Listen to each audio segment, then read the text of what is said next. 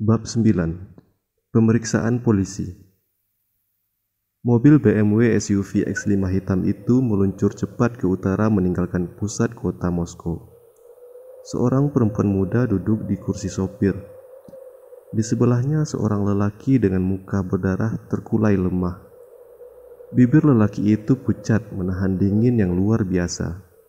Mobil terus berjalan kencang menembus dinginnya malam dan salju yang tipis turun perlahan.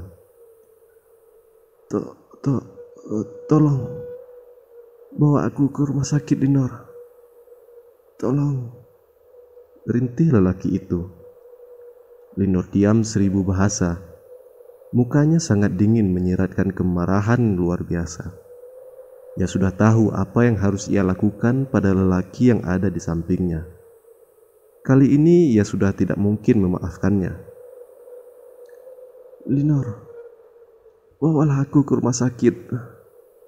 Aku bisa mati kedinginan. Aku tidak kuat lagi, Linor. Lelaki itu ingin bergerak, tapi seluruh tubuhnya seperti lumpuh. Tulang-tulangnya seperti telah membeku.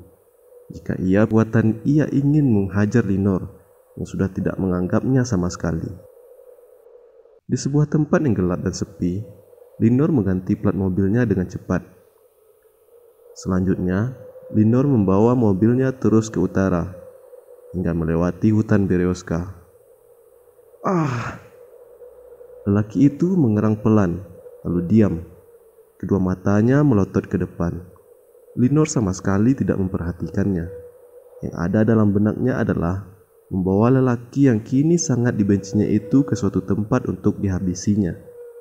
Ia tidak bisa melupakan rasa sakitnya saat nyaris mati dicekik oleh lelaki itu.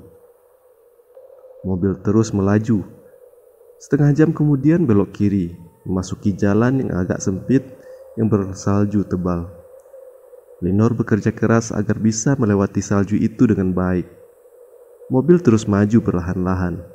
Setengah jam kemudian, nampak bangunan gudang tua yang hitam. Atapnya tertimbun salju belasan sentimeter. Tempat itu benar-benar sunyi dan gelap. Tak ada suara yang terdengar selain mesin mobil dan desau angin malam. Linor menghentikan mobil itu di jalan depan halaman gudang. Ia turun dari mobilnya, lalu berjalan ke arah pintu depan satu. Ia membuka pintu itu dan menghardik lelaki itu. "Hei Sergei, ini saatnya kau ketemu iblis di neraka." Sergei diam saja, tidak bergerak sama sekali. "Hei, mana kepongahanmu, Sergei? Bicara, Sergei." Sergei tetap diam. Linor agak curiga. Ia periksa tubuh Sergei, dingin dan kaku. Ia periksa nadinya, tak ada denyutnya sama sekali. Sergei yang akan dibunuhnya itu mati beberapa saat yang lalu. Linor agak kecewa karena Sergei tidak mati di tangannya. Ia ingin merasakan kepuasannya menghabisi orang yang ingin membunuhnya. Orang yang sebelumnya ia cintai dan ia ajak berzina, tapi sedetik kemudian sangat ia benci setengah hati. Linor tahu apa yang harus dilakukannya. Ia menurunkan mayat Sergei dan membiarkannya berdebam begitu saja di atas salju. Ia lalu lari ke dalam gudang. Ia mendapat beberapa pakaian bekas, kain serbet dan ember. Linor menyeret mayat Sergei, lalu melucuti semua pakaiannya. Setelah itu ia menyiram mayat Sergei dengan air. Di bagian tertentu ia menggosoknya dengan kain lap. Setelah Linor yakin mayat itu aman ditinggal, tidak ada DNA dirinya yang menempel pada mayat itu, Linor memakaikan pakaian bekas pada mayat itu. Kemudian menyeret mayat itu ke jalan beberapa puluh meter di belakang mobil. Linor meninggalkan mayat itu tergeletak begitu saja. Linor kembali ke halaman gudang. Seluruh pakaian Sergei yang dilucutinya ia bungkus dalam sebuah kain bekas dan ia masukkan ke jok belakang mobilnya. Setelah mengembalikan ember dan beberapa kain ke tempatnya, Linor menjalankan mobilnya terus ke depan. Salju turun perlahan. 15 menit kemudian, mobil mewah itu sudah kembali menampak ke jalan raya yang lebar. Jalan sudah tidak lagi padat. Linor memacu mobilnya agak kencang. Ia tetap memasang kewaspadaan tinggi, memastikan bahwa tidak ada yang mengetahui peristiwa itu. Linor kembali memasuki pinggir kota Moskow, menuju kawasan Skakovaya. Ia membawa mobilnya melewati gang sempit. Salju yang menumpuk terlalu tinggi. Ia berhenti. Dengan cepat, ia kembali mengganti plat nomor mobilnya. Setelah itu, ia mengambil bungkusan kain dari jok belakang. Ia tinggalkan mobilnya begitu saja. Dan dengan sedikit tergesa-gesa, ia melangkah memasuki bangunan tua yang tidak dihuni siapa-siapa. Dengan sedikit sinar dari ponselnya yang menyala, ia menemukan sebuah kotak tua di pojok ruangan. Ada senter kecil, bensin, dan korek api. Ia memeriksa bungkusan itu. Yang pertama ia ambil adalah ponsel milik Sergei. Dari ponsel itu, ia mengirim SMS kepada sebuah nama, tepatnya seorang yang bernama Ivona Milenkova, mengajaknya untuk bertemu di sebuah kafe malam di Arbatskaya. Lalu ia mengirim SMS kepada saudara tua Ivona yang bernama Boris. Isinya meminta izin berkencan dengan adiknya di Arbatskaya. Baru setelah itu, dengan ponsel yang sama, ia menelpon sebuah kafe malam di Arbatskaya. Ia membesarkan suara menjadi suara lelaki dewasa.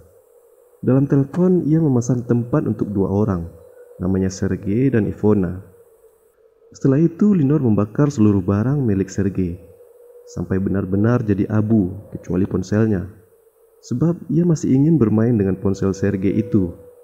Setelah yakin tidak ada yang tersisa, ia kembali ke mobil dan mengendarainya dengan cepat kembali ke apartemennya. Salju terus turun pelan-pelan. Ia tersenyum dan bahagia sekali melihat salju turun. Ia berharap bahwa salju itu akan terus turun sampai jam 8 pagi. Dengan begitu, mayat Sergei akan sepenuhnya tertutup salju secara alami. Dan jejak-jejak yang ditinggalkan oleh noda mobilnya juga terhapus dengan sendirinya. Sampai di apartemen, ia kaget ruangan tamu telah rapi. Kamar Ayas dan Yelena gelap, berarti sudah tidur. Ia teliti dengan seksama ruang tamu itu. Bekas yang tersisa adalah noda darah yang terlihat jelas di karpet dan sofa. Linor menggeser sofa dan mengangkat karpet dengan agak susah. Ia gulung karpet itu dan membawa ke kamarnya. Ia mengeluarkan karpet baru dari bawah kolong tempat tidurnya dan memasukkan karpet bernoda darah itu ke sana. Karpet baru itu memiliki warna yang persis dengan karpet yang lama. Mereknya juga sama. Linor lalu memasang karpet itu di ruang tamu. Ia yakin, bahkan Yelena sekalipun, jika tidak teliti, tak akan mengira kalau karpetnya telah diganti. Setelah itu, Linor membersihkan bercak darah yang ada di sofa dengan keterampilan khusus yang dimilikinya. Noda itu pun nyaris hilang, meskipun tidak 100%. Linor kembali memeriksa kamar tamu dan dapur dengan seksama. Setelah yakin tidak ada yang mengganjal dalam hatinya, ia masuk kamar, lalu memejamkan kedua matanya. Ia yakin pagi-pagi sekali akan ada polisi yang datang memeriksa. Sebab ia yakin akan ada yang melaporkan kegaduhan yang baru terjadi. Atau mungkin ada yang melihatnya membawa Sergei yang berdarah keluar dari apartemen. Ayas terbangun setelah alarm dari ponselnya melengking-lengking hampir 1 menit. Ia mendengar percakapan 2 orang di ruang tamu, suara Yelena dan Linor. Tidak biasanya mereka bangun sepagi ini. Ayas menggerakkan kepalanya ke kanan dan ke kiri, lalu bangkit untuk mengambil wudhu dan salat subuh.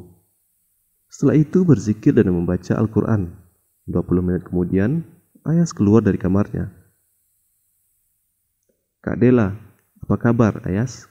Sapa Yelena begitu melihat Ayas menyembulkan kepalanya dari pintu kamarnya. "Ya, все хорошо." "Saya baik-baik saja," jawab Ayas. "Mungkin sebentar lagi polisi akan datang," kata Linor dengan wajah dingin. "Jadi kau melaporkan aku ke polisi?" sahut Ayas.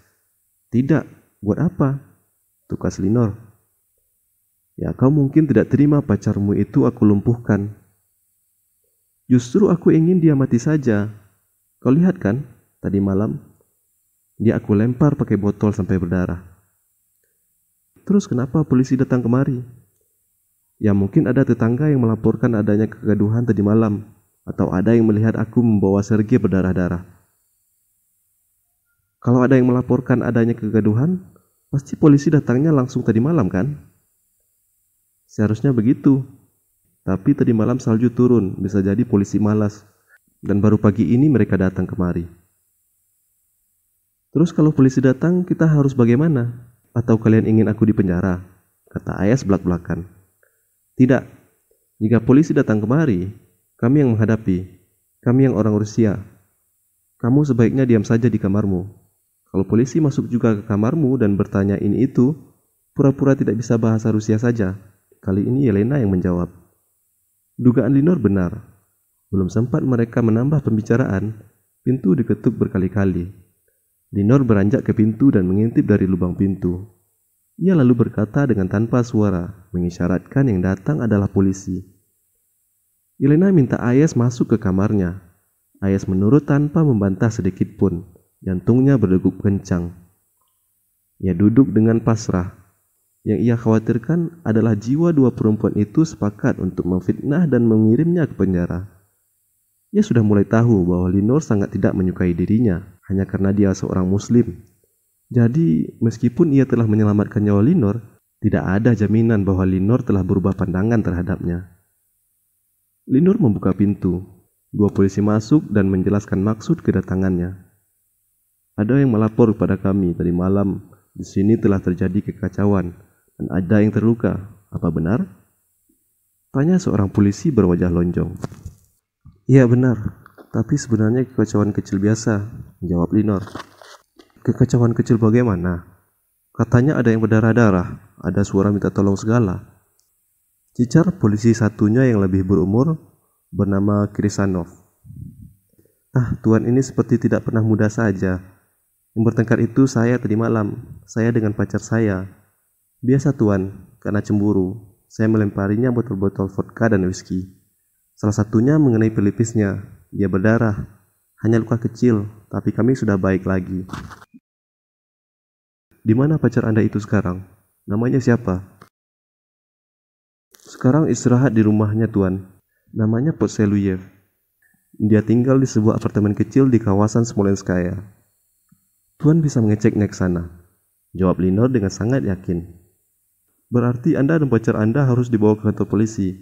Karena kalian mengganggu ketenangan. Ini kan cuma persoalan kecil anak muda, Pak. Kenapa harus diperbesar? Seperti Bapak tidak pernah muda atau tidak punya anak remaja saja, bantah Linor. Dia benar, Pak. Tidak usah diperpanjang. Yang melaporkan kakek tua yang egois itu. Hampir setiap minggu dia melapor.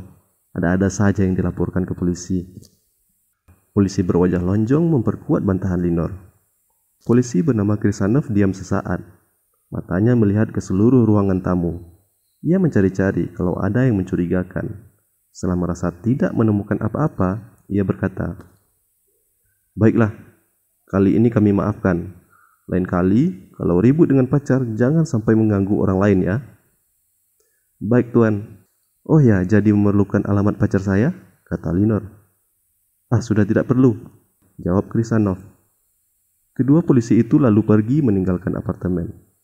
Elena bernafas lega. Ayas juga menarik nafas lega. Ia telah mendengar pembicaraan dua polisi itu dari kamarnya. Ia bisa melewati hari-hari di Rusia dengan tenang. Ayas keluar dari kamarnya. Ia pura-pura bertanya, Bagaimana? Mereka sudah pergi? Tak ada masalah apa-apa. Mereka sudah pergi, terang Elena.